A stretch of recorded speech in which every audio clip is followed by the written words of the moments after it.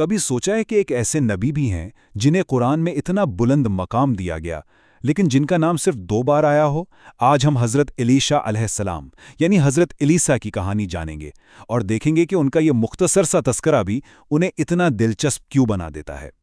تو بات یہ ہے کہ حضرت الیسا کی اسلامی کتابوں میں جو موجودگی ہے نا، وہ ایک دلچسپ پہیلی جیسی ہے۔ ایک ایسی شخصیت جن کا مرتبہ تو بہت بلند ہے لیکن جن کی کہانی ہم میں سے بہت سے لوگ نہیں جانتے۔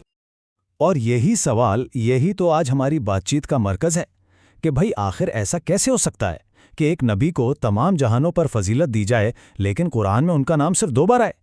کون ہے یہ پورا اسرار شخصیت؟ چلیں اس راز سے پردہ اٹھاتے ہیں۔ اس کی ایک اہم کڑی چھپی ہے ان کے ایک اور عظیم پیغمبر کے ساتھ تعلق میں۔ بات یہ ہے کہ حضرت الیسا صرف ایک نبی نہیں تھے، وہ تو ایک بہت بڑے روحانی مشن کے وارث بھی تھے۔ جی ہاں، یہ نام ہے حضرت الیسا علیہ السلام کا۔ یہ بائبل میں پیغمبر الیشا کے نام سے جانے جاتے ہیں اور یہی وہ شخصیت ہیں جن پر آج ہم بات کر رہے ہیں۔ تو حضرت الیسا اصل میں تھے کون؟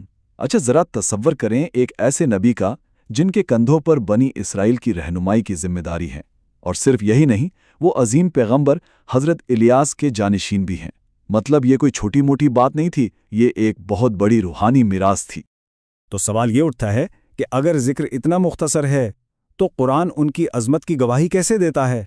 آئیے ذرا گہرائی میں جا کر دیکھتے ہیں۔ دیکھیں، قرآن کی سورۃ الانعام میں حضرت الیسا کا نام دوسرے بڑے پیغمبروں کے ساتھ آتا ہے، لیکن جو سب سے اہم بات ہے نا، وہ ہیں یہ الفاظ: تمام جہانوں پر فضیلت دی۔ یہ الفاظ ہی ان کے غیر معمولی مرتبے کا کھلا ثبوت ہیں۔ اور پھر دوسری بار جب سورۃ سا میں ان کا ذکر آتا ہے تو انہیں بہترین لوگوں میں سے ایک کہا گیا ہے۔ یہ صرف کوئی عام تعریف نہیں ہے، سمجھے کہ یہ ان کے بے داغ کردار اور ان کی روحانی پاکیزگی کا کھلا اعتراف ہے۔ اچھا اب کتابوں سے تھوڑا ہٹ کر بات کرتے ہیں۔ حضرت الیسا کی میراث جو ہے نا، وہ ان سے منسوب 2 مزاروں کی کہانیوں میں بھی زندہ ہے، اور مزے کی بات یہ ہے کہ دونوں کی داستان ایک دوسرے سے بالکل الگ ہے۔ یہ دونوں جگہ نا، ان کا موازنہ بڑا دلچسپ ہے۔ ایک طرف سعودی عرب کا الوجام، جہاں ان کا مزار نظریاتی تبدیلیوں کی وجہ سے ہٹا دیا گیا، اور دوسری طرف ترکی کا شہر ایگل، جہاں ان کے مزار کو ایک عملی ضرورت کی وجہ سے منتقل کرنا پڑا۔ مطلب ایک جگہ نظریاتی تبدیلی اور دوسری جگہ ایک عملی مجبوری۔ کتنا فرق ہے دونوں میں۔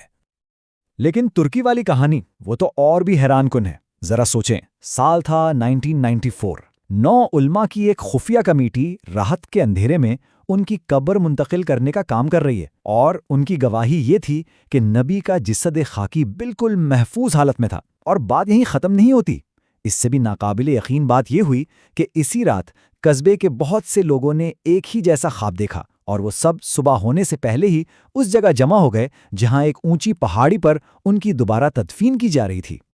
تو یہ سب کچھ ہمیں ایک بڑے سوال کی طرف لاتا ہے کہ آخر تاریخ میں کسی نبی کی یاد کیسے محفوظ رہتی ہے؟ کیا یہ مقدس کتابوں کے الفاظ ہوتے ہیں یا پھر یہ مادی جگہیں، یہ مزارات؟ اور بس یہی ہمارا آخری سوال ہے، ایک پیغمبر کی میراث کا اصلی محافظ کون ہے؟ کیا وہ قرآن کے لازوال الفاظ ہیں جو ہمیشہ قائم رہیں گے، یا پھر وہ مزارات جو وقت اور سیاست کے اتار چڑھاؤ کا شکار ہو جاتے ہیں؟ یہ واقعی ایک گہرا سوال ہے جو ہمیں سوچنے پر مجبور کرتا ہے کہ وراثت اور یادداشت آخر ہوتی کیا ہیں۔